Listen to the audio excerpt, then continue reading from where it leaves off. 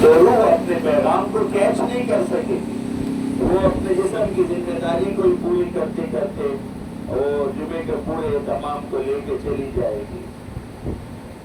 جب یہ کانوں کے اوپر یہ بات پڑتی ہے تو پھر بندہ اپنے جمعے کے اہتمام کو اس طریقے سے نبھانے کی کوشش کرتا ہے جیسا کہ کلام نے جمعے کے مقاصد میں لکھا ہے کہ ہم نے آپ کو ذکر کے لیے بلایا ہے، اور ذکر کی وجہ آپ کا اطمینان قلب ہے۔ امید ہے آپ نے سنا ہوگا اللہ الصمد کہ اللہ بے نیاز ہے، اس کا مطلب یہ ہے کہ آپ کو ضرورت ہے، اس کو ضرورت نہیں ہے، اس کا ذکر آپ کی ضرورت ہے، اس کی نہیں ہے، وہ ضرورتوں سے پاک ہے۔ اس لیے اس نے کہا کہ میرا ذکر کرنے آؤ لیکن یہ ہے کہ باقی قرآن بھی پڑھ لو۔ اللہ الصمد، میں نہ تو تمہارے ذکر سے کوئی بہت اونچا ہوتا ہوں اور نہ تمہارے ذکر نہ کرنے سے میں کوئی کم ہوتا ہوں، اس کے کرنے نہ کرنے سے تمہیں فرق پڑتا ہے۔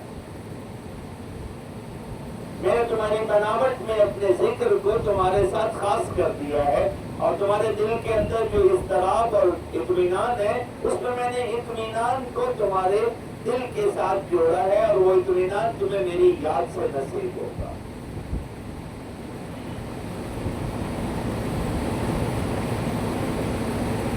دل کے اوپر کوئی اٹیک ہو جائے تو پھر تو یہ کارڈیالوجی ہے، 1122 ہے، سارے مشورے دے لیتے ہیں۔ تو جب جسمانی دل کے اوپر کوئی اٹیک ہوتا ہے تو اس کے لیے بڑے اہتمام ہیں، ایمبولینسز ہیں، کارڈیالوجی کا پورا ہسپتال ہے، میڈیسنز اور ڈاکٹرز بیٹھے ہوئے ہیں، اور ہر بندہ بڑا کانشیس ہے کہ دل کا اٹیک کیسے نبھانا ہے۔ یہ جسم کے دل پہ یہ معاملہ ہوا ہے، اتنے اہتمام ہے۔ یہ جو جمعہ ہے یہ آپ کے رب نے روح کے دل کے لیے یہ اہتمام فرمایا۔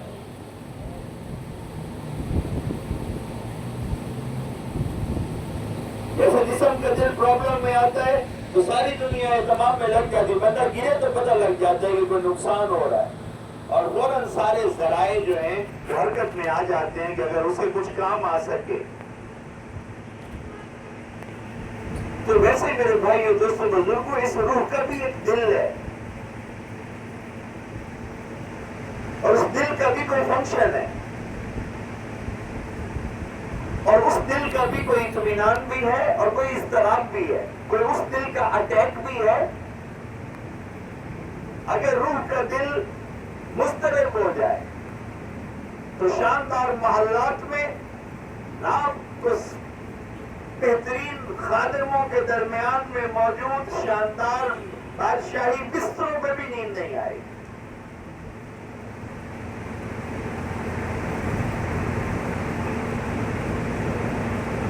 اگر دل مضطرب ہو تو جھوپڑی رہی، تمام نعمتوں کے انبار میں بھی وہ آپ کو اطمینان سے خالی کر دے گا۔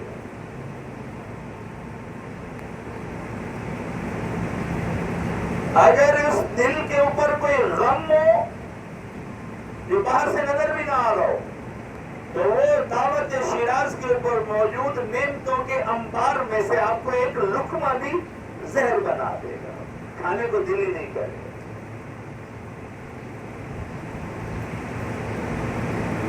گہری کیفیت ہے۔ دل کے اوپر پریشانی ہو تو ہنستے ہوئے لوگ اور بہاریں اچھی نہیں لگیں گی، حالانکہ بہار ہے اس نے پورے علاقے کو لپیٹ میں لے لیا، پھول کھلے ہوئے ہیں۔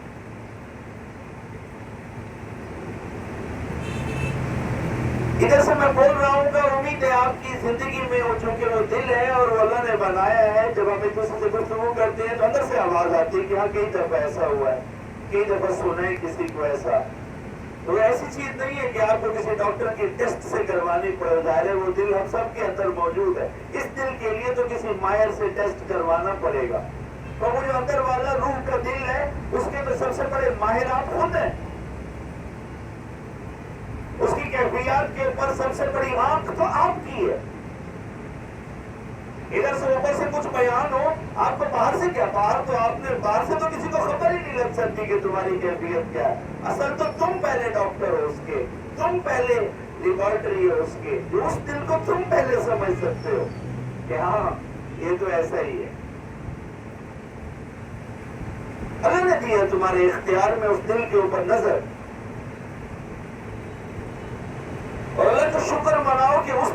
اوپر باہر سے کسی کی نظر نہیں ہے. شکر ہے، یعنی اس دل کی ایک کیفیت ہے، میرے اوپر بیان کی جائے تو میں خود اندر سے واقف ہو جاتا ہوں کہ ہاں یہ یوں پریشان بھی ہوتا ہے اور پریشانی میں کچھ اچھا نہیں لگتا. اور جب غم ہو یا دکھ ہو بندہ یاد کرے تو پتہ لگے مجھے تو زندگی جو ہے بیکار نظر آتی تھی، باہر کی بہاریں میں مجھے اچھی نہیں لگتی تھی. جب وہ خوف میں ہو تو کچھ چیز نہیں اچھی لگتی، کوئی نظام نہیں اچھا لگتا.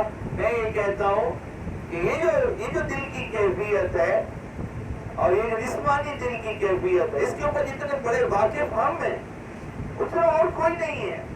میرا مالک کہتا ہے کہ یہ جو دل کے خوف اور غم کی کیفیتیں آپ کو بتائی ہیں وہ بھی ایک بڑی ہستی ہے. جیسے یہ دل بڑا ہے میں اور تم نے اس کے سٹنٹ بنا دیے اور اس کے اینجیوگرافی کرا دی اور اس کا بائی پاس کا علاج کر دیا، ایسے میرا مالک کریم کہتا ہے کہ وہ جو نہ نظر آنے والا دل ہے اس کے اندر کی کیفیتوں کے اوپر آؤ، میں تمہیں واقف کروں گا. نہ تو آج تک روح کی کسی نے فوٹو کھینچی ہے، نہ روح کے دل کی کوئی فوٹو کھینچی ہے. اللہ کہتا ہے میں ہوں اس کا خالق، میں ہوں اس کا کریٹر، میں ہوں اس کا سجانے والا، علاج بھی میں ہی بتاؤں گا. یہاں تو کسی نے دیکھا ہی نہیں ہے اس کو، یہ کیا علاج بتائیں گے؟ ان کو تو وہ دل نظر ہی نہیں آتا، انہوں نے تو روح نہیں دیکھی آج تک. یہ تو ساری مشینری لگا کے روح کے فوٹو کھینچنے میں بیٹھے ہوئے ہیں. ان کو تو دلچسپی ہمارے کہنے کی وجہ سے روح کے وجود پہ ہو گئی ہے. یہ تو مشینوں کو چھوڑ کے اس جسم میں مرتے ہوئے بندوں کے اوپر کیمرے لگا کے بیٹھے ہوئے ہیں کہ روح اڑتی ہوئی نظر آ جائے، چلو اندر نہیں نظر آتی، نکلتی ہوئی نظر آ جائے. انہوں نے تو کیمرے لگائے ہوئے، انہوں نے تو ایمرجنسی ہسپتالوں سے مدد منگوا لی ہے کہ یہ ہم نے ٹیسٹ کرنا ہے کہ روح کیسے نکلتی ہے. یہ جو بھی اس کام پہ پڑے ہوئے ہیں، دنیا ختم ہونے کو آ گئی ہے. اللہ کہتا ہوں میں تمہیں بتاؤں، میں نے بنایا ہے، اس کا وجود ہے، تمہیں اپنے اندر سے آواز دے رہا ہے کہ میں ہوں. اب اس کی اصلاح کے لیے میری عبادت کا بس نام ہے اللہ الصمد. اصل میں تمہارے دل کے اطمینان اور تمہارے اس سفر کے حسن کو بڑھانے کے لیے تمہیں بلایا ہے. میں بے نیاز ہوں اور میں نے جو چھپایا ہے شکر مناؤ کہ میں نے وہ چھپایا ہے. آج کے میرے گھر کا سجدہ اور گہرائی سے کرو کہ جو میں نے تمہیں کہا تھا کہ الستار، میں ہوں عیبوں کو چھپانے والا. تو اب میں تمہیں بتاتا ہوں کہ اگر تمہارا یہی روح کا دل جس میں تمہارے ارادے، تمہاری محبتیں، تمہاری نیتیں پڑی ہوئی ہیں، اگر یہی تمہاری روح کا دل کسی دن کسی مشینری میں آ گیا تو تم اتنے شرمندہ ہوگے اپنے قرب و جوار میں کہ تم اپنے ارد گرد رہنے والے لوگوں کے بارے میں، اللہ کے دین کے بارے میں کتنے برے خیالات رکھتے ہو، کتنا غیر پاکیزہ ایمان رکھتے ہو، کتنے منافق ہو. تم اس ماں باپ کے پیٹ سے پیدا ہوئے ہو، انہی کے ساتھ ہی اچھے نہیں ہو، اور جس ماں کے پیٹ میں شیئر کرتا بہن بھائیوں کے سامنے بیٹھتے ہو، انہی کے بارے میں تمہارے خیالات اچھے نہیں ہیں. تو اگر صرف روح کا یہ علاقہ کسی دن وائرل ہو جائے